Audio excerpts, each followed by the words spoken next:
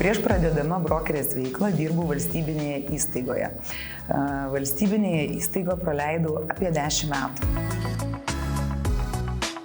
Naujos veiklos mane paskatino imtis noras, didelis noras kažką keisti.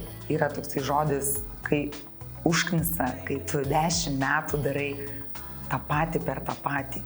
Mano vyras pasiūlė ateiti į nekilnojamo turto agentūrą, būti jo asistente.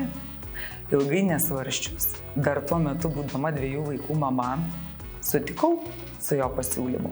Ir kaip dabar mes juokaujame, tada buvau aš jo asistentė, o šiuo metu jis yra mano asistentas. Mes esame puikia komanda, tik dabar jau esu 3 vaikų mama ir puikiai visą tai suderinu.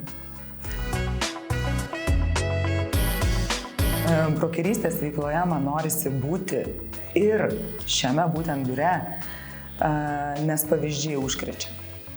Norisi lygiuotis, norisi siekti, ko pasėkoje yra tas tobulėjimas. Šviesi ateitis.